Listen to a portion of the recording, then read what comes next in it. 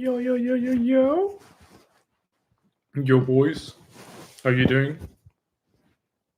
I am on the last day of the Jutland trip. It's been fun. It's been long. It's been tiring. Um, Yesterday was fucking exhausting. Like we got to the Airbnb. Why did it just reconnect? Oh, we got to the Airbnb like 22 something. I was so exhausted. I was so pooped. I the day before that I had woken up at 3, and then we went and drove everywhere, and then I woke up at 3 again the day after. So I was awake from 3 to 22. Well, I was awake more than that because then as I talked with you guys, then I had to brush my teeth and all of that jazz. So I think I went to bed around midnight. So that was a 21-hour day. Not the longest I've had, but the longest I've had in a while. And I definitely don't want that long days anymore. It's terrible, terrible, terrible. But it was all a good day. We saw a lot of nice things. Um, and right now I'm in an Airbnb, which is for sale, and I always find that interesting. Like I love. Um, if you hear those sounds, I'm sorry about that. That's my messenger. I love like houses and real estate, and I'm so curious how much are they selling it for. So now I'm looking it up, and it costs like $100 a night. Oh, it's been for sale for 822 days. Jesus Christ, this area doesn't seem like a hot market. But to be fair, it's also not that great of a deal. Okay, so yeah, okay, you can get some really cheap things here. Okay, so something really fucking awkward happened. So I had in my mind we were going to number 8. So we pulled up at number 8, and I looked at the picture and like, okay, it looks like this, and it's in like a suburb or like a villa area, like housing area. So all the houses look different. So I was like, okay, this is the picture, this is the right place. So we started looking, and I went in the backyard for the key and looked everywhere and so on. And I wrote her and so on, and then I double checked the address, and I was like, oh, we're not going to number 8, we're going to number 4. Motherfucker, that's awkward. Like I've just rummaged around a random person's home trying to find a spare key, and if I had found a spare key, I would have gone in and was like, "Wow, why is there all this shit here? This is a weird Airbnb. Like, get rid of this." And why is there like it would have been a real like I was so curious why there was a car parked there, but you never really know with Airbnb. Sometimes like the owners just have some of the house, or they live in a house close by and maybe they needed a parking space or something. I don't fucking know. But I'm so happy that we didn't find a spare key and went into the wrong house. I already find it so fucking awkward that we just rummage around a random house trying to get in.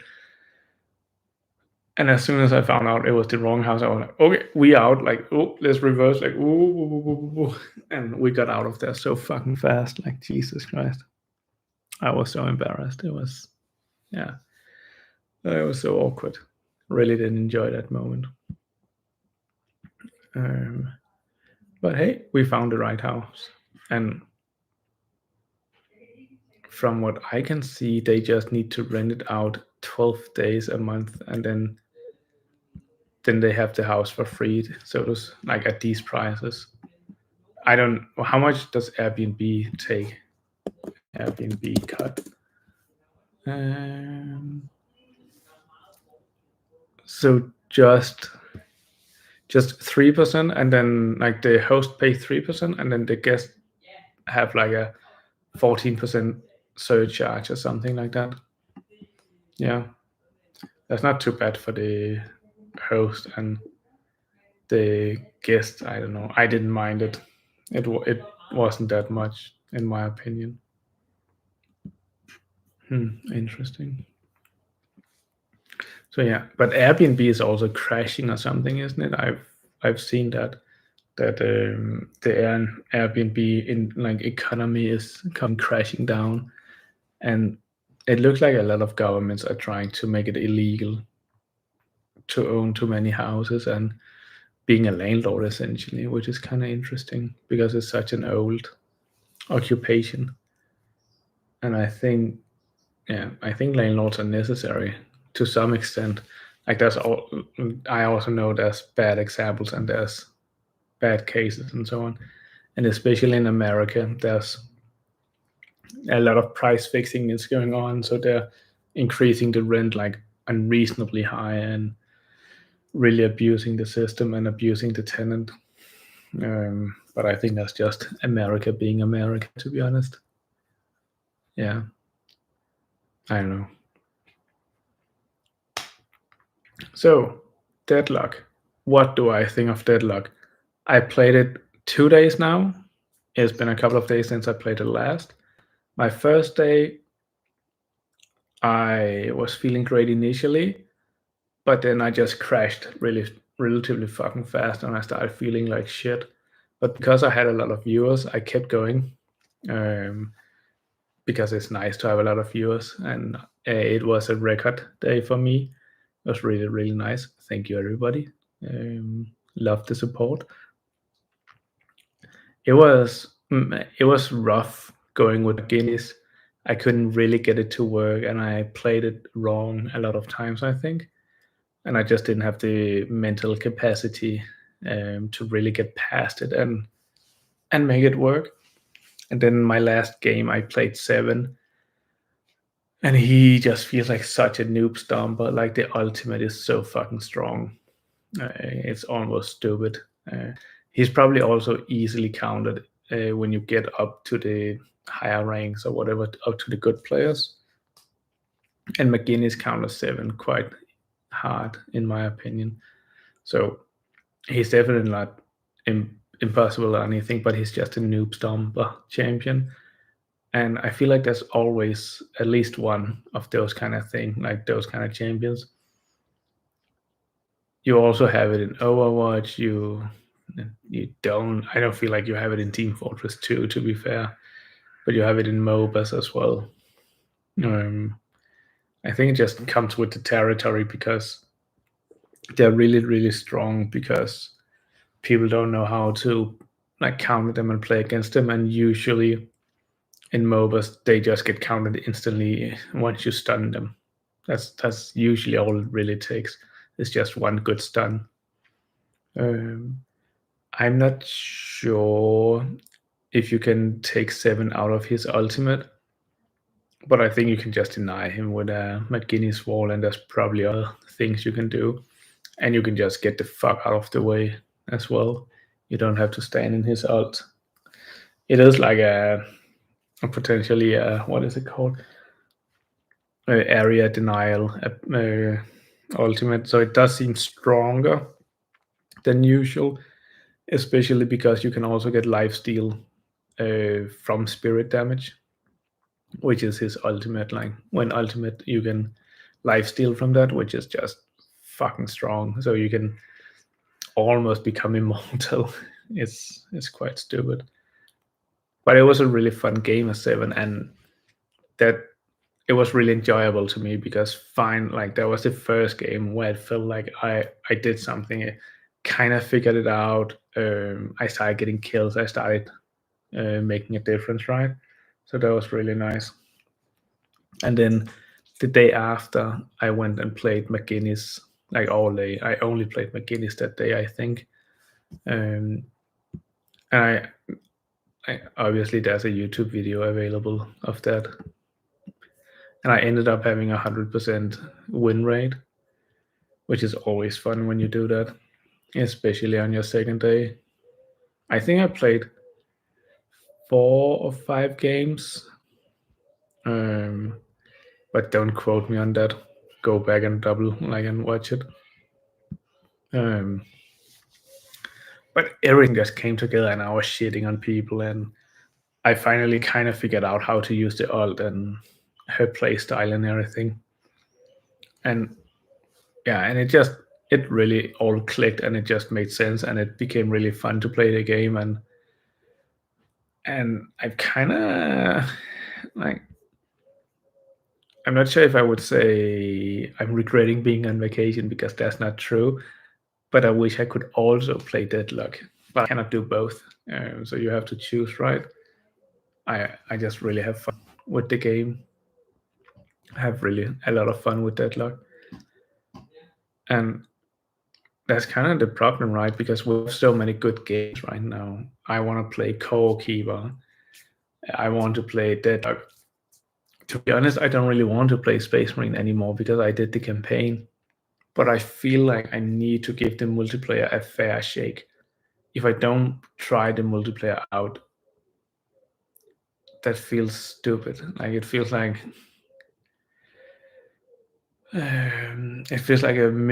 like missed opportunity, a lost opportunity, right? Because I have no idea if the multiplayer is gonna be good or pure shit. Um, but I know I didn't enjoy the combat in the campaign. So yeah, so it feels more like something I have to force myself to do. So if you notice, I'm multitasking, so I'm putting on bed sheet covers and such while we talk. Then I don't have to worry about that later. And I'm fucking tired, man. Um, and I'm sorry I keep repeating that, but it's just to give you context of why I'm doing what I'm doing. Because then if I get this done while I chat with you guys, then I don't have to do it later. And if that isn't a win case, then I don't know what is. But Deadlock, like, a lot of the character design seems very unique and very interesting for like a hero shooter, whatever you guys call it these days.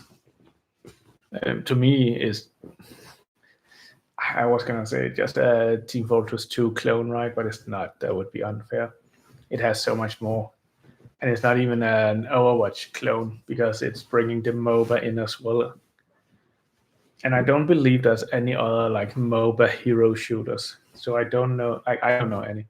So I don't know if it's starting its own like genre, or yeah, or if people just call it a hero shooter. I don't fucking know, man. I would say it's its own thing, and I think it deserves to have its own title. But like, it's a Valve game, and like, as in my opinion, as always, well, Valve just hits the mark. I say that's always. I think a lot of people would disagree with that if you play Counter Strike 2. I haven't really heard anything good about Counter Strike 2, and I don't really understand why they made Counter Strike 2.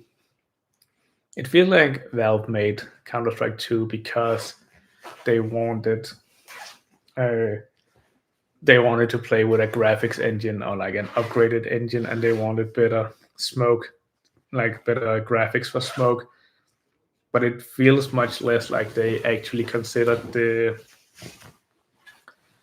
um, the gameplay and what the users want, and it feels much more like an internal thing where some engineers didn't have a project and they got bored, so they started trying to optimize things that didn't need optimization, as engineers usually do. Like, if there's something engineers love doing, then it's optimizing things that doesn't create value, and just optimize for the sake of optimization just because they can. And that is like, my primary job is just to kill their dreams and and make them create value for the business instead of just playing around with whatever they want. And yeah, I think that's kind of what led Counter Strike 2, and I might be completely wrong here. But and I haven't.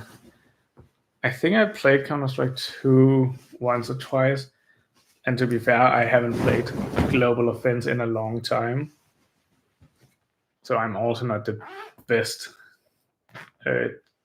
judge of that. But it just felt like not that great. Yeah, it felt like a waste of everybody's time. Okay, boys, almost done with the bed covers. Just need this duvet that you guys are on. Yeah, try to move you over here. Then you're gonna get like a side angle, all cool and everything.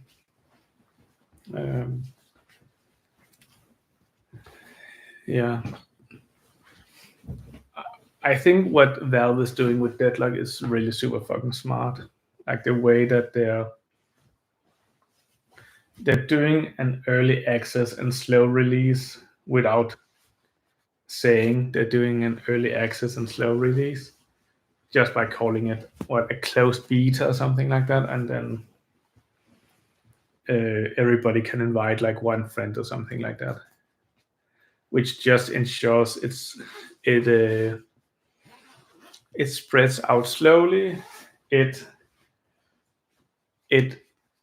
helps early content creators to get a lot of viewers for that content, which increases the likelihood that those content creators will continue making Deadlock content because that is what their audience came for.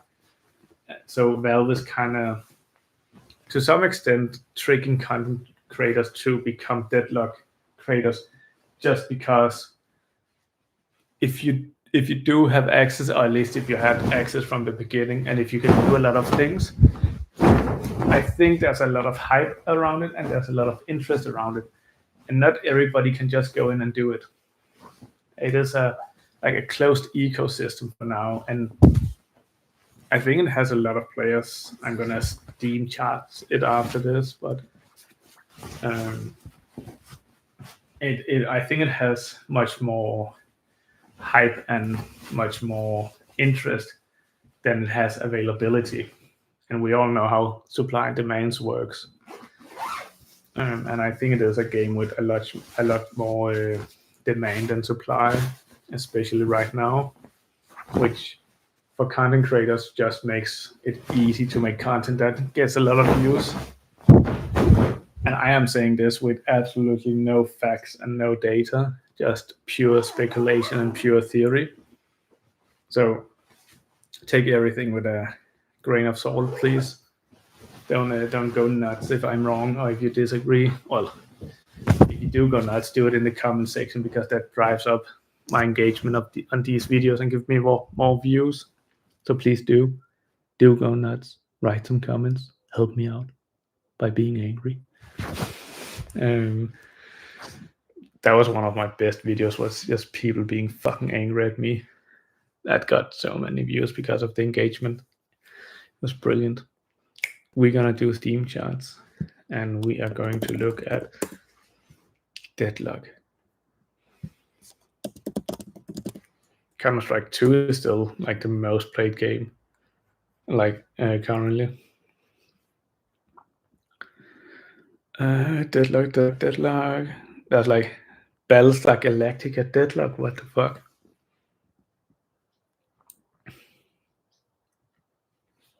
But there's not a game that's just called Deadlock, and it's not called like. Now I have to look this up. Why can I not find it? Is it called like? Okay. So it's not that one. So there's two games on Steam called Deadlock. I actually thought you had to name your thing something unique to get it on Steam, but I guess Steam doesn't really fucking care about that.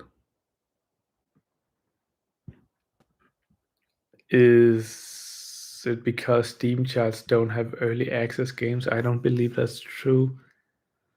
I think you're wrong about that. So what is Deadlock? Oh, which one of these is deadlock. Because apparently it's not that uncommon of a name. Deadlock player count. Okay, so I could find it here. Jesus Christ, there's a shit ton of players. And it... Okay, that's way more than I thought there was. So players right now is 128,000. Like, what the fuck, guys? That's a lot. That's a lot of fucking players.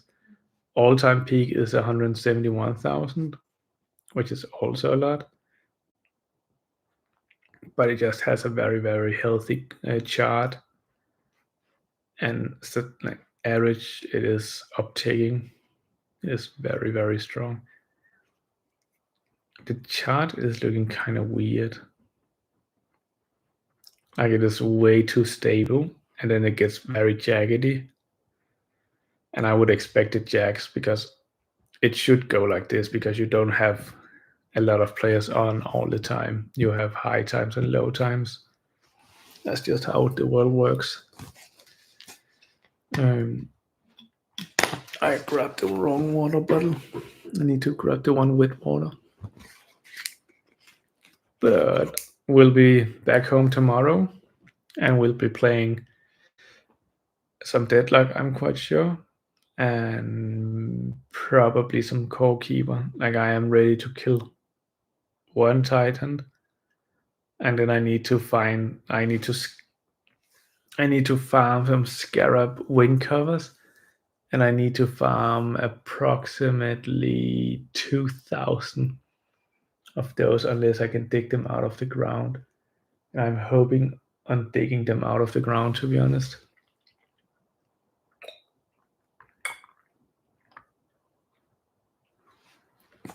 But I think I'm gonna call it a night. Oh, I'm gonna call it here, guys. Thank you all for tuning in, and thanks for hanging out. Thanks for all the questions and so on. And I will see you again tomorrow.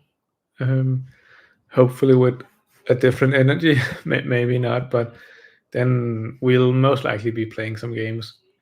So thanks for your time, guys. Thanks for tuning in, and stay awesome. And until next time, bye.